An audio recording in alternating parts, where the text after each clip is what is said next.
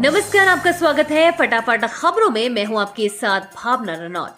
आज हम लेकर आए हैं उत्तराखंड के हर छोटे बड़े शहर की सबसे तेज और ताजा खबरें।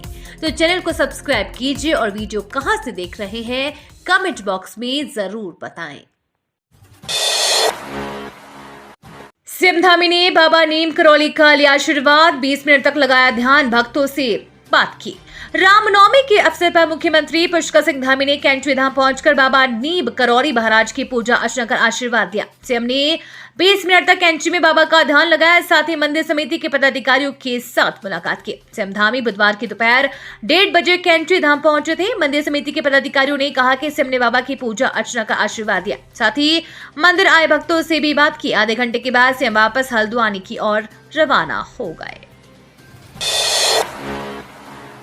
मतदान के दिन बदलेगा उत्तराखंड का मौसम, तेज हवाएं और ओलावृष्टि के आसार।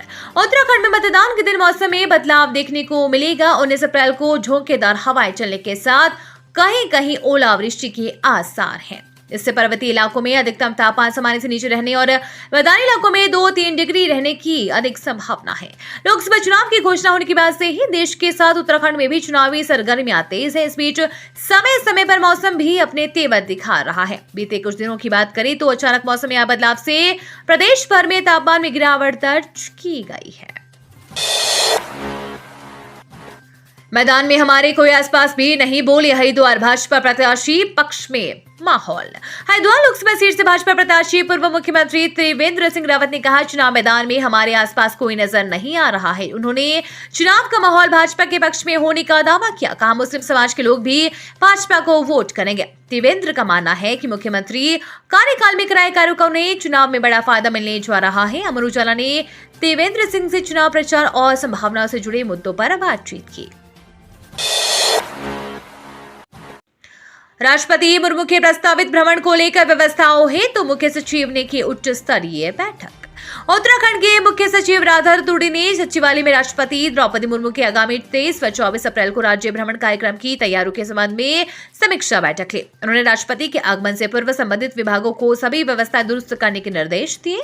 मुख्य सचिव ने सुरक्षा एवं सड़क मार्गों की व्यवस्था, ट्रैफिक प्लान, परिवहन व स्वास्थ्य आदि व्यवस्थाओं को समयबद्धता से पुख्ता करने के निर्देश दिए हैं। उन्होंने राष्ट्रपति के विभिन्न स्थानों पर सभी कार्यक्रमों में त्रुटि रहित व्यवस्थाएं सुनिश्चित करने के निर्देश दिए हैं। बैठक में गृह विभाग द्वारा राष्ट्रपति के भ्रमण कार्यक्रम से संबंधित विस्तृत जानकारी दी गई। हरिद्वार को 4 सुपर जोन, 33 जोन व 161 सेक्टरों में बांटा। शांतिपूर्ण मतदान के लिए 5000 जवान तैनात। लोकसभा चुनाव के लिए मतदान सकुशल संपन्न कराने के लिए जिला निर्वाचन अधिकारी धीराज सिंह गर्बयाल और वरिष्ठ पुलिस अधीक्षक परमेंद्र सिंह डोभाल ने चुनावी ड्यूटी में तैनात पुलिस प्रशासन, पीएससी, पैरामिलिट्री फोर्सेज, वन विभाग, होम गार्ड्स व पीआरटी को मिलाकर लगभग 45,000 जवानों को ब्रीफ किया। जनपद में कुल 861 मतदान केंद्र हैं, जिसमें से 1714 मतदेय स्थल हैं, जबकि 247 संवेदनशील पोलिंग बूथ चिन्हित किए गए हैं। जनपद को चुनाव के दृष्टिगत 4 सुपर जोन, 33 जोन व 161 सेक्टरों में विभाजित किया गया है। दिल्ली से लग्जरी कार में आते थे चोरी करने, दंपति गिरफ्तार, मां फरार, जानीपुरा मामला। दिल्ली से मां बेटा और बहू लग्जरी कार से चोरी करने आते थे। वह भीड़ भाड़ वाले क्षेत्रों से लोगों के बैग से गहने और पैसे चुराते थे। किसी को शक न हो इसलिए हाईफाई बनकर बाजार में घूमते थे। पुलिस ने 10 अप्रैल को बाजार में हुई चोरी के तीनों आरोपी में से बेटा और बहू को गिरफ्तार कर लिया है, जबकि मां फरार है। कुमाऊं में पांचजोगा धधके जंगल गढ़वाल में पिछले 24 घंटे में वनांगिनी कोई घटना नहीं होने से राहत। जंगल की आग को लेकर मंगलवार का दिन गढ़वाल मंडल के जंगलों के लिए राहत भरा रहा। गढ़वाल में पिछले 24 घंटे में वनाग्नि की कोई घटना नहीं हुई, जबकि कुमाऊं मंडल में पांचजोगा जंगल धधके, वहीं वन्यजीवों के प्रभावित होने की कोई सूचना नहीं है। अपर प्रमुख वन संरक्षण निशांत वर्मा की ओर से जारी रिपोर्ट के मुताबिक मंगलवार को चंपावत वन प्रभाग के आरक्षित क्षेत्र में जंगल में आग लगने का एक मामला सामने आया है, जबकि पिथौरागढ़ वन प्रभाग के वन पंचायत क्षेत्र में 4 घटनाएं हुई हैं। इसके अलावा प्रदेश में कहीं से कोई वनाग्नि की घटना नहीं हुई है। उत्तराखंड 35-40 साल की सेवा के बाद बिना पदोन्नति रिटायर हो रहे शिक्षक विभाग समय पर नहीं कर पाया वरिष्ठता तय।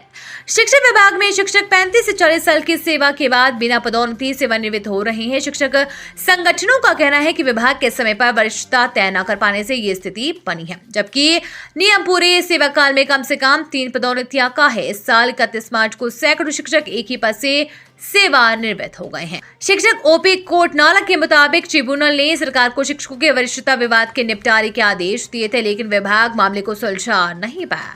उन्होंने बताया वो पिछले 35 साल से एक ही पद पर है। शिक्षक सुनील गेरोला बताते हैं कि 1988 में सहायक अध्यापक एलटी के पद पर नियुक्ति मिली थी, तब से इसी पद पर हूँ।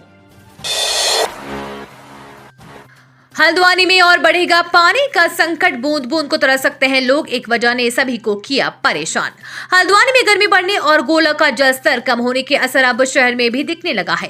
गोला की पेयजल लाइन वाले कई इलाकों में पानी का संकट गहरा गया है। बारिश नहीं होने से गोला का जलस्तर 99 क्यूसेक पहुंच गया है, जबकि मार्च में बारिश होने के बाद जलस्तर 200 क्यूसेक पहुंच गया था। लगातार जलस्तर घटने से नहरों और फिल्टर प्लांट को पर्याप्त पानी नहीं मिल सका है। फर्जी दाखिलों पर पहले परीक्षा निरस्त, अब दोबारा प्रवेश परीक्षा। श्रीदेव सुमन विवि पर उठे सवाल। श्रीदेव सुमन उत्तराखंड विश्वविद्यालय की एक कारगुजारी ने सवाल खड़े कर दिए हैं। विवि ने पहले तो एक बीएड कॉलेज में फर्जी दाखिले पकड़े, फिर परीक्षा निरस्त की। अब 3 महीने बाद दोबारा प्रवेश परीक्षा से उन्हीं दाखिलों को वैध करार दिया। मामला है रुड़की के आरपीसी कॉलेज का। कॉलेज में बीएड दाखिलों के लिए विवि ने 12 जनवरी को प्रवेश परीक्षा कराई थी। ये परीक्षा विवि के परीक्षा नियंत्रक प्रोफेसर वीवी श्रीवास्तव और डॉक्टर प्रतीक्षा जुयाल के पर्यवेक्षण में हुई थी। इस परीक्षा के आधार पर आरसीपी कॉलेज ने दाखिले किए। दाखिलों की सूची जब विवि को पहुंची तो वो हैरान रह गए।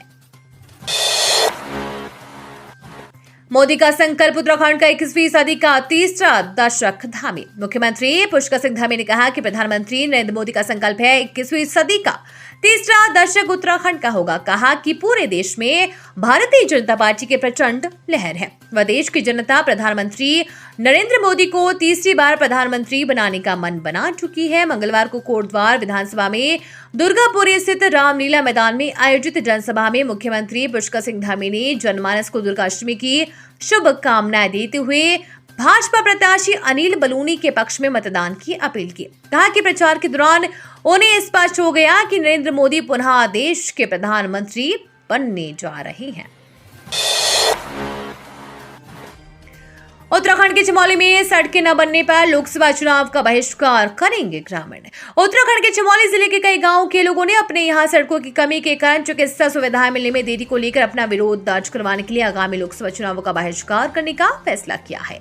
गराई गांव के प्रदीप फर्शवान ने कहा कि संसदीय चुनावों के बहिष्कार का यह फैसला गांव वालों ने पिछले साल दिसंबर में किया था। फर्शवान ने कहा कि पिछले 2 वर्षों में 2 महिलाओं ने अस्पताल ले जाते समय रास्ते में ही बच्चों को जन्म दिया। जब तक हमारे गांव तक सड़क नहीं आती, हम वोट नहीं देंगे। उन्होंने बताया कि इस बारे में गांव वालों ने मुख्यमंत्री को 11 दिसंबर को एक पत्र लिखा था। फरवरी में गांव के प्रतिनिधियों ने महिलाओं के साथ मिलकर जिलाधिकारी को इस बारे में एक पत्र लिखा था।